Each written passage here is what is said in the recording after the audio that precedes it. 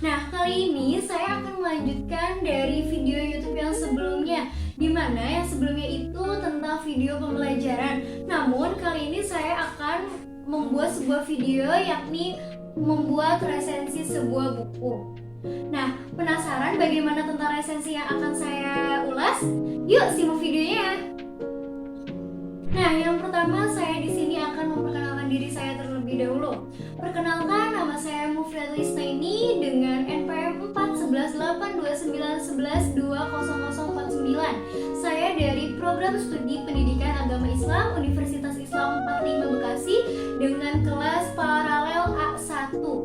Nah, di sini saya akan membuat sebuah resensi buku di mana dalam mata kuliah materi agama Islam di sekolah maupun di madrasah dengan dosen pengampu Bapak Irham.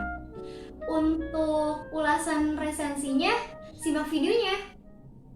Nah, yang pertama yaitu deskripsi sebuah buku, di mana untuk penjelasannya kalian bisa lihat di sebelah sini ada rincian dari deskripsi sebuah buku yang saya akan ulas. Kemudian ada tambahan yaitu tata letak buku ini disusun dengan Adobe InDesign CX6, kemudian CorelDRAW X4, kemudian Adobe Photoshop CX4 and disusun dengan font Calibri 11 point. Selanjutnya yaitu dengan deskripsi metode pengajaran. Pada proses pembelajaran kali ini lebih mengedepankan kompetensi pengetahuan, kemudian kita pelajari kompetensi keterampilannya, di mana akan membentuk si anak didiknya ini sebuah sikap yang kritis, terampil, kemudian disiplin. Selain itu juga buku ini mengajak peserta didiknya untuk mencari berbagai informasi dari luar sana, tidak hanya dari buku saja, dengan dorongan seorang guru untuk memperkuat si pengetahuan tersebut dalam bentuk kegiatan-kegiatan yang relevan dengan kelas atau sekolah-sekolah yang bersangkutan.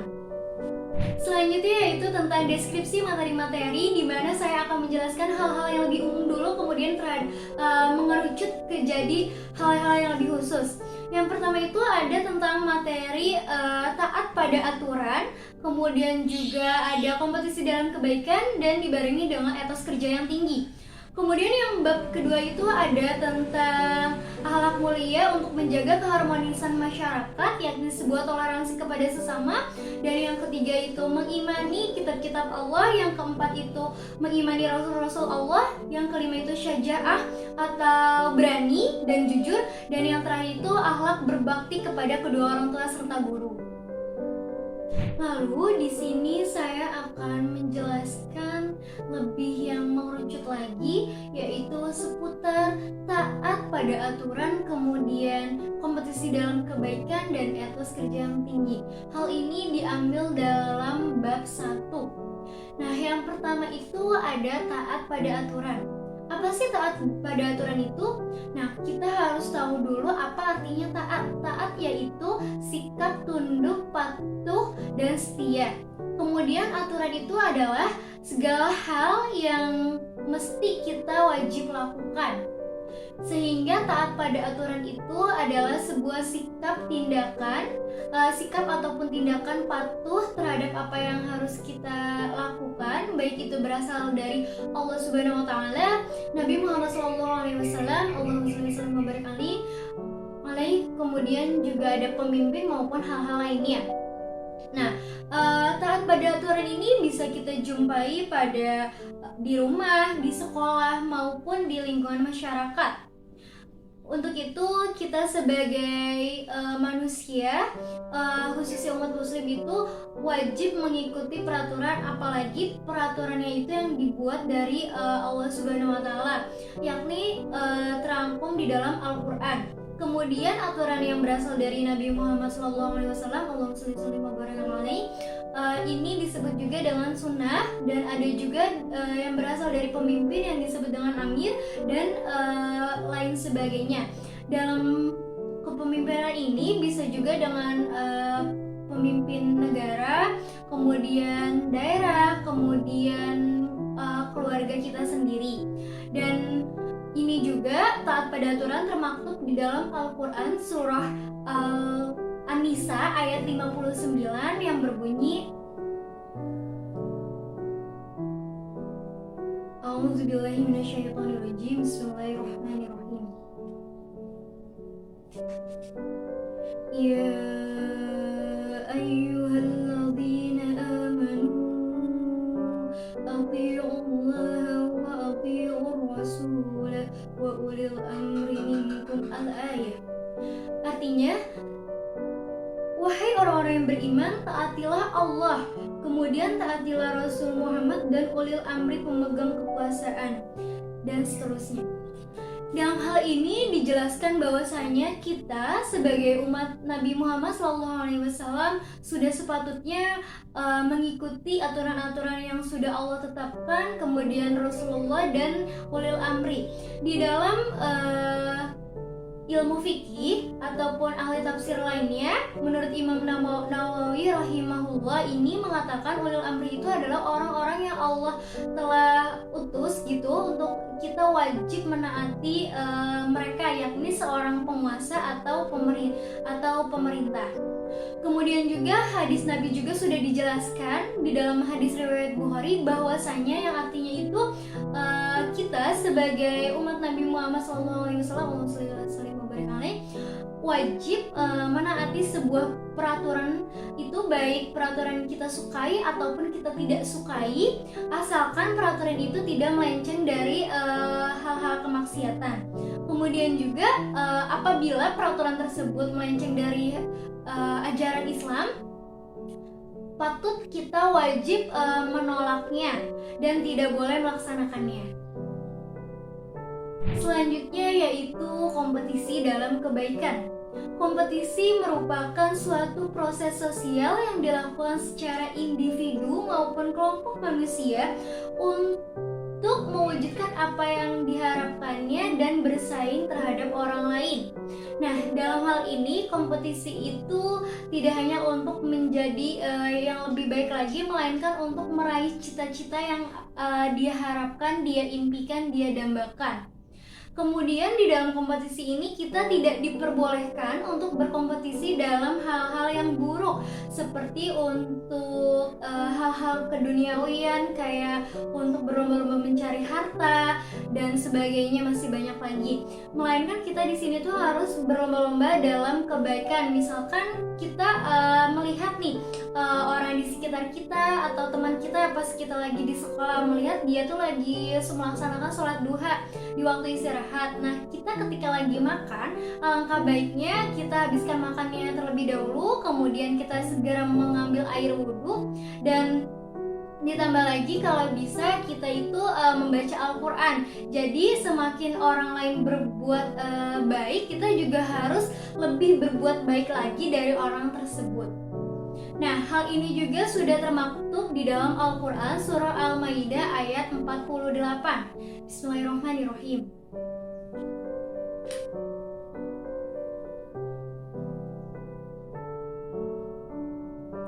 Wa anzalna ilaikal kitaba bil haqqi musaddiqan lima baina yadayhi minal kitabi wa muhaiminan alaihi fahkum bainahum bima anzalallahu wa la tattabi' ahwa'ahum amma ja'aka minal haqq likullin ja'alna minkum syir'atan wa minhaja walau sya'allahu laja'alakum ummatan wahidatan walakin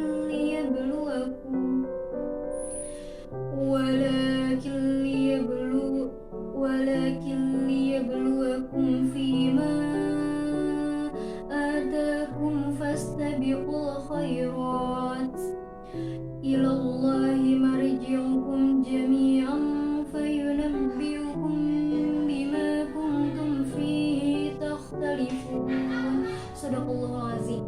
Di ayat tersebut, ayat 48, terdapat kata sebuah fastabiqul khairat, di mana yang artinya itu berlomba-lomba dalam kebaikan.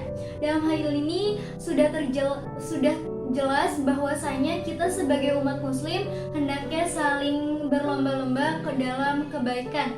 Karena apa yang kita dapatkan di dunia ini akan dibalas di akhirat nanti, dan untuk kita hidup di akhirat ini membawa bekal-bekal kebaikan, dan kebaikan itu apa yang kita lakukan selama ini di dunia. Ketika kita melaksanakan sebuah kebaikan, insya Allah di akhirat nanti kita akan mendapatkan pahala dan keridhaan dari Allah Subhanahu wa Ta'ala. Amin amin. Selanjutnya yaitu etos kerja, di mana etos ini berasal dari bahasa Yunani, yaitu sikap, watak, karakter atau keyakinan atas sesuatu.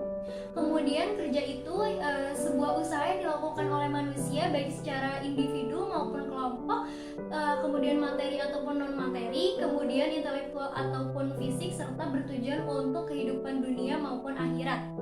Kemudian etos ini bisa dimaknai sebuah semangat untuk melakukan sesuatu secara optimal, secara lebih baik lagi, dan untuk mencapai kesempurnaan. Hal ini juga termaktub di dalam Quran Surah An-Naml ayat 88. Terdapat sebuah kata itqan yang artinya proses pekerjaan yang sungguh-sungguh dan sempurna. Kemudian juga terdapat di dalam Al-Quran Surat At-Taubah ayat 105 yang artinya itu kita diperintahkan untuk melakukan sebuah pekerjaan atau amal perbuatan sebanyak-banyaknya, karena Allah lah yang maha melihat, menilai, dan memberikan balasan atas apa yang kita lakukan. Jika kita melakukan sebuah kebaikan, insya Allah kita akan mendapatkan pahala, dan ketika kita melakukan keburukan maka akan mendapatkan dosa atau siksaan baik di dunia maupun di akhirat nanti. Karena yang menentukan kita ke depannya itu hanya bekal kita atas apa yang kita lakukan selama ini di kehidupan dunia. Kemudian dalam sebuah hadis juga dikatakan, Bismillahirrahmanirrahim, hadis riwayat Bukhari dan Muslim, innamal a'malu binniyat walikulli imri'in ma nawa. Yang maknanya itu segala sesuatu itu tergantung niatnya. Jadi sebuah pekerjaan juga akan tergantung dari niat kita. Ketika kita untuk meniatkan pekerjaan ini karena Allah, insya Allah kita akan mendapatkan keberkahan dan keridhaan dari Allah Subhanahu wa Ta'ala. Dan tentunya hal ini harusnya digunakan sebagai prinsip kita sebagai umat Islam untuk melakukan sebuah pekerjaan ini tidak hanya untuk mencapai kebahagiaan di dunia saja atau disebut dengan upah kerja atau imbalan lainnya, melainkan tujuan utamanya itu untuk mencari keridhaan Allah Subhanahu wa Ta'ala. Selanjutnya yaitu kritik atau kekurangan terhadap buku ini. Menurut saya kritik atau kekurangan terhadap buku ini ialah terdapat di dalam setiap babnya, yaitu tidak dijelaskan secara perinci. Dan yang terutama itu yang saya bahas yakni bab taat pada aturan, kemudian kompetisi dalam kebaikan, serta etos kerja. Di mana di dalam taat pada peraturan ini tidak dijelaskan bahwasanya contoh-contoh di dalam taat peraturan di rumah, di sekolah, kemudian di lingkungan masyarakat. Dan di bagian kompetisi dalam kebaikan ini tidak dijelaskan pula manfaat-manfaat kita untuk melakukan kompetisi dalam kebaikan itu seperti apa.